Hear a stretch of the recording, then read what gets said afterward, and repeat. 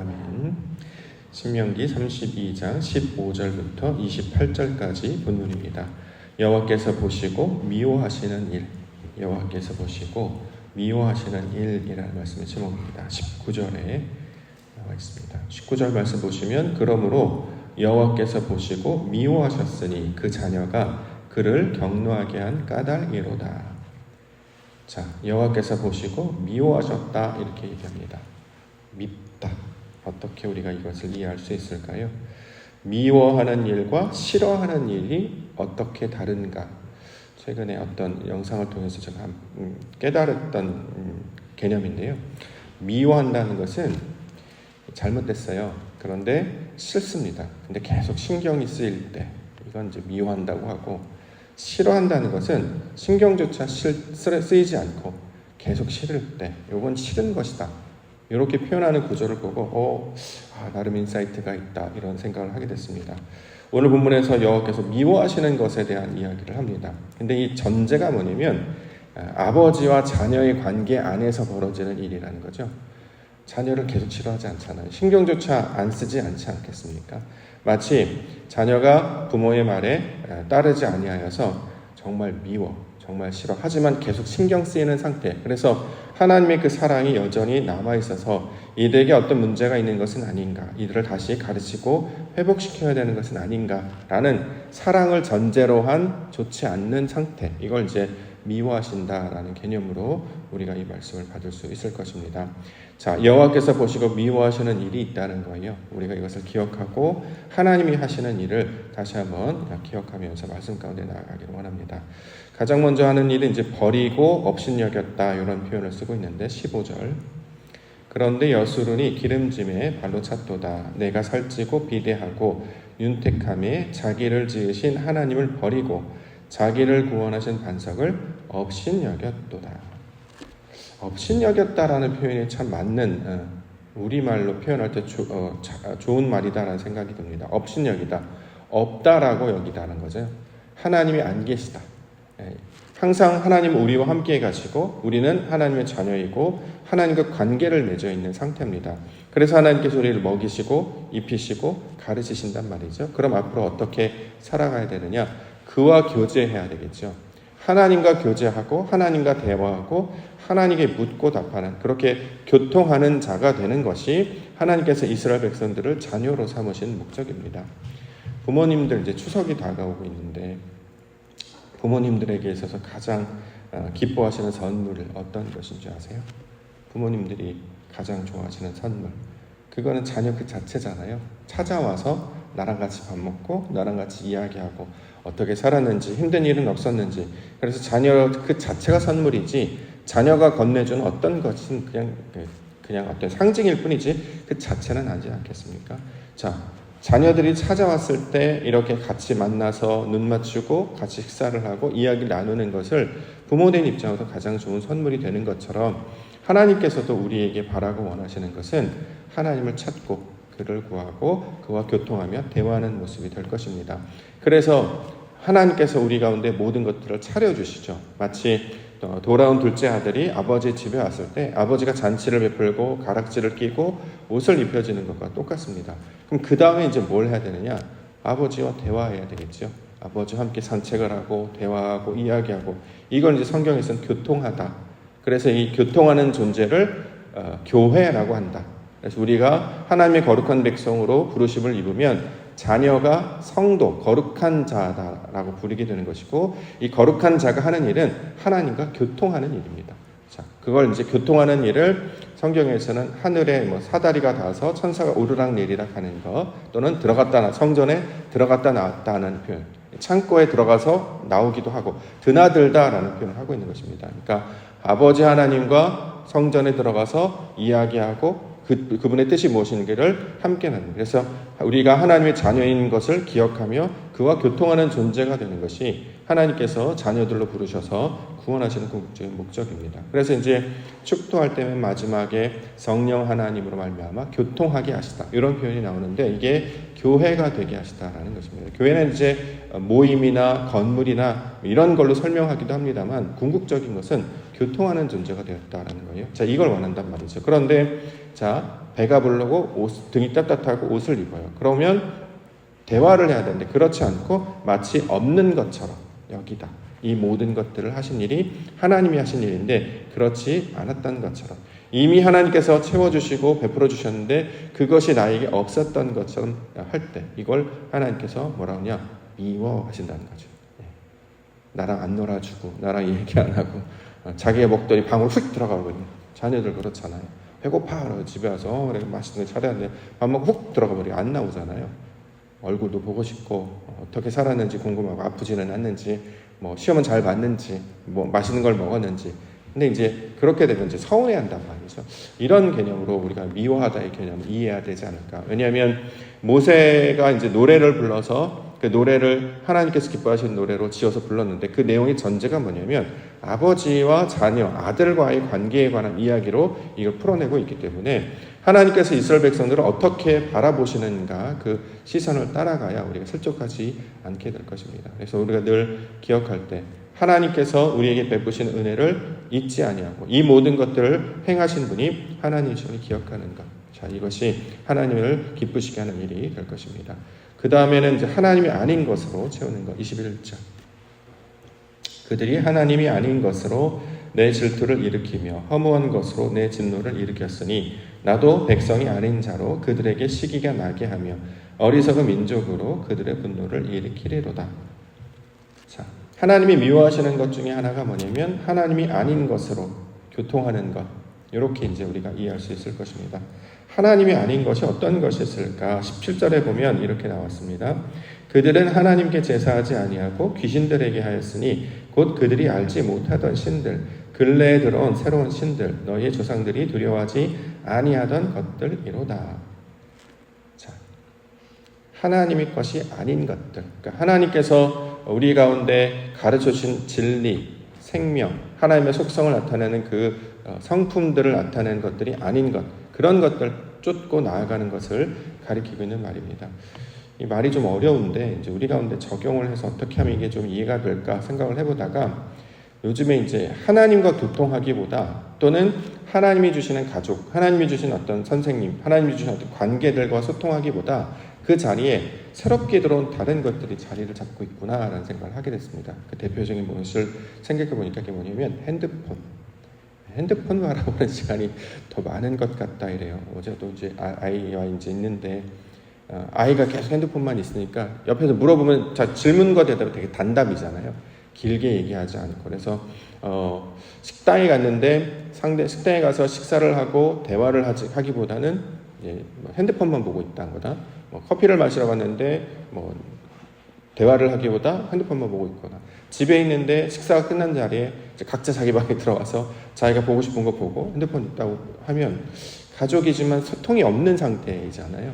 그럴 때 이제 부모님들 좀 서운해하시겠다 이런 생각을 해보게 되면서 자, 우리 안에 하나님의 것을 찾고 구하는 것으로 그것을 나아가야 되는데 그렇지 아니하고 다른 것들로 채워지는 것들이 될 때 이것을 하나님께서 보시고 미워하신다라는 것입니다. 예를 들어서 이제 이렇게 이제 비유는 했습니다만 가장 중요한 건 우리가 신앙생활할 때 가치롭게 여기는 것이 눈에 보이지 않는 것들이 우리 안에 새롭게 만들어지는 것들이어야 되잖아요. 예를 들어서 성품이라든가 태도라든가 우리 믿음이라든가 우리 속사람이 변화되는 것을 가장 귀중한 가치로 여겨야 되는데 우리는 그런 가치를 여기는 그런 어떤 태도나 습관이나 기회보다 물질이라든가 세상에서 말하는 그런 것들에 더 마음을 뺏길 때가 있단 말이죠. 자, 하나님이 기뻐하시는 것이 아닌 것들로 채워져서 그것이 마치 우리의 주 삶의 목적인 것처럼 우리가 다른 것들을 붙잡고 나아갈 때 그래서 우리 신앙생활할 때 가장 중요한 것은 우리 어렸을 때 부모님들이 하신 일이 착한 일 많이 하라 이런 말씀 참 많이 있거든요. 친절히를 베풀어라, 다정하게 해라, 정직해라 이런 말씀을 되게 많이 해서 저는 그것이 되게 중요한 가치였다라는 생각을 합니다. 근데 요즘은 이제 물론 그런 이야기도 하겠습니다. 요즘은 이제 뭘 잘해라 이런 걸 이렇게 더 많이 하고 스펙 쌓아야 된다. 뭔가 우리에게 좀 더 이렇게 실용적이고 눈에 보이는 것들. 그러니까 굳이 부모님들이 얘기하지 않아도 충분히 이해할 수 있는 세상 사람들도 얼마든지 이야기하고 전해줄 수 있는 그런 것들에 대해서 마음을 뺏길 때가 많다라는 것이죠. 근데 잊지 아니하는 것은 이제 우리에게 주시는 어떤 소중한 관계들, 또 우리에게 주시는 어떤 가치들, 그걸 통해서 역사하는 것들, 이것들을 놓치지 말아야 되겠다라는 생각을 하게 됐습니다. 그런 의미에서 보면 내 삶에 놓치고 있는 것들이 뭘까 이런 생각을 많이 해봤는데 핸드폰도 자꾸 이렇게 물려내는 방식 이것도 굉장히 필요하겠다는 생각을 하게 됐습니다. 왜냐하면 이 생각 갑자기 하게 된 이유가 최근에 저희가 핸드폰을 잃어버린 적이 있었어요. 잠시 잃어버린 적이 있었어요. 오래진 않고 한 몇 시간, 반나절 할 게 없잖아요. 그러니까 계속 이야기만 하고 대화하고 얼굴 보고 계속 그렇게 돼요. 핸드폰이 없으니까 엄청 불편한데 근데 처음에는 너무 불편해서 답답하네. 뭐 은행도 해야 되고 뭐 또 뭐 확인도 해야 되고 뭘 해야 되는데 걱정도 많고 연락 온 데가 없고 막 그런 생각인데 그러도 할 게 없으니까 이제 계속 이야기하다가 무슨 일이 있었는지 무슨 옛날에서 과거의 이야기들도 해보고 그러다 보니까 이제 문득 시간이 끝날 때쯤 생각이 나는 거예요. 핸드폰이 없으니까 얘기를 더 많이 하게 되네. 이런 생각을 하면서 하나님도 이런 것이 아닐까. 우리가 이제 일상을 살아갈 때 마음을 뺏길 수 있는 것들 중에 가장 자주 나타나는 게 이제 일이잖아요. 일. 하나님이 주시는 일은 이제 우리가 이제 생계를 할 때 이제 도움을 주기 위해서 이제 하게 되는 것이고, 물론 그것도 하나님이 주신 사명이고 소명이 감당을 해야 합니다. 근데 거기에 하나님 놓치면 안 된다는 거죠. 왜 우리가 이 일을 하고 있는지, 이 일을 통해서 그래서 궁극적으로 뭘 해야 되는지를 항상 기억하고 있어서 하나님을 1번으로 두는 그 마음을 우리 가운데 다시 한번 이 말씀을 통해서 상기시키고 있는 것은 아닌가라는 생각을 해보게 됐습니다. 자, 마지막으로는 하나님을 잊어버리는 27절. 혹시 내가 원수를 자극하여 그들의 원수가 잘못 생각할까 걱정하였으니 원수들의 말하기를 우리의 수단이 높으며 여호와가 이 모든 것을 행함이 아니라 할까 염려함이라. 그들은 모략이 없는 민족이라. 그들 중에 분별력이 없도다. 자, 하나님을 잊어버리는 상태, 이걸 이제 하나님 미워하신다라는 거죠. 이게 무슨 뜻인가 많이 우리가 더 묵상하고 고민을 해봐야 되겠습니다만 하나님께서 우리에게 맡겨주신 것 중에 가치 있는 것들을 항상 무엇이 가치 있는지 그 분별력이 우리 가운데 필요하잖아요. 우리는 항상 어떤 일을 때 항상 선택해야 합니다. 이것을 하든지 저것을 하든지, 그렇죠? 밤이든 낮이든 위든 아래든 사람이든 아니든 항상 하나의 것들을 선택을 하는 그런 상황 가운데 놓이는데 그때 하나님이 기뻐하시는 것들을 더 가치롭게 넣고 이걸 이제 선택하는 것이 하나님께서 우리 가운데 요청하시는 것이죠. 그래서 그동안 우리가 좀 많이 등한시하고 놓치고 있었던 것이 무엇인가를 이 말씀을 묵상하면서 깨달을 수 있었던 것은 바로 시간이라는 생각을 하게 됐습니다. 하나님이 주시는 시간이 있단 말이죠. 그게 우리에게 굉장히 귀한 선물인데 그럼 그 시간을 통해서 뭘 해야 되냐면 이제 소위 말해서 우리가 관계를 맺는다던가, 그러니까 우리의 삶 가운데 시간들을 어떤 하나님의 일을 하는 것을 통해서 채워나가지 않습니까? 예를 들어서 우리가 새벽 기도를 한다든가 또는 예배를 한다든가 우리가 이제 정해놓은 예배 시간들이 있어요.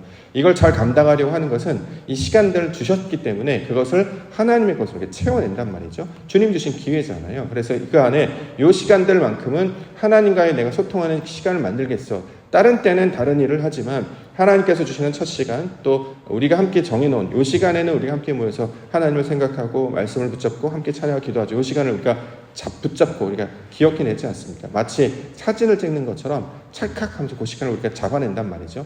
그러면 이제 시간이 지나면 그때 우리가 뭐 했지? 하나님께 예배했지. 그때 하나님을 만났지. 라고 하는 생각들이 들게 됩니다. 마찬가지로 하나님께서 우리에게 건강을 주시거나 또는 어떤 물질을 주시는 것도 마찬가지예요. 어렸을 때는 물질이 생기면 맛있는 거 먹어야 되겠다. 누구랑? 가장 소중한 사람이랑. 그리고 그 시간이 생기면 누구랑 좋은 것 봐야 되겠다. 어디 가야 되겠다. 이런 생각들을 이제 하게 된단 말이죠. 근데 어느 순간부터는 그거를 활용하지 않고 자꾸 이렇게 다음으로 미루는 다음에 하지 뭐. 다음에 기회 있겠지 뭐. 이런 식의 마음들이 우리 가운데 이제 찾아온단 말이죠. 근데 시간이 지나 보니까 그렇게 되는 것은 그냥 사라져 버리더라고요. 나중에 해봐야지. 나중에 여유가 생기면. 물질도 마찬가지예요. 물질이 생기면 그걸 가지고 뭘 하라고 우리에게 지금 당장 필요한 것이 어떤 것인지를 하라고 주셨는데 이걸 우리는 쓰지 않고 자꾸 이제 마치 한 달란트를 쓰지 아니하고 바닥에 채워놓는 것처럼 그냥 내버려 둔단 말이죠. 그랬더니 어떤 일이 벌어지냐? 아무 일도 벌어지지 않았어요.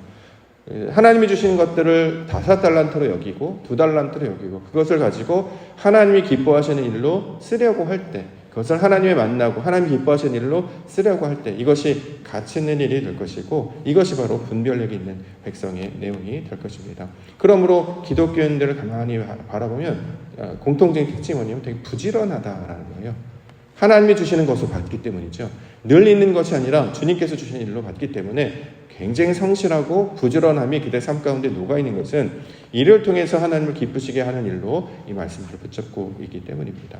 우리 9월 한 달 동안 이 시간들 하나님께 주셨고 물질도 주셨고 건강도 주셨습니다.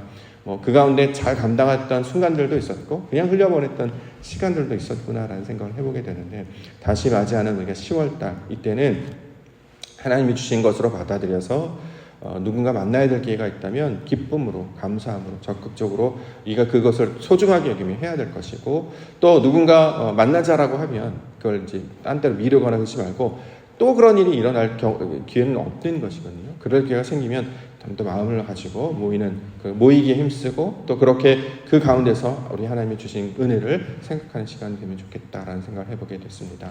하나님께서는 우리에게 주신 것을 우리에게 맡겨주셔서 그것을 기쁨 안에서, 은혜 안에서 사용하기를 원하십니다. 그러므로 이것을 풍성한 아버지의 집 안에 있는 그 자녀들로 살아가시는 우리 성도님들과 교회가 되기를 원합니다.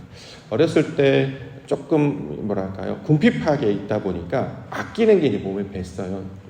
아끼는 건 중요하다고 생각합니다. 그러다 보니까 여유 있게 사용하지 못하는 시간까지도 됐어요. 그러니까 이걸 기억해서 하나님의 풍성함을 나의 풍성함으로 여겨서 이것을 가지고 주님께서 기뻐하시는 일로 삼게 하여 주시옵소서. 이렇게 나아갈 때 하나님의 영광의 백성들, 그래서 그 미워하심이 다시 우리를 회복시키시며 인도하시는 하나님의 일이 될 것임을 함께 소망하시며 시원한 달 맞이하시는 우리 성도님들 기회 되시기를 주님의 이름으로 축원합니다.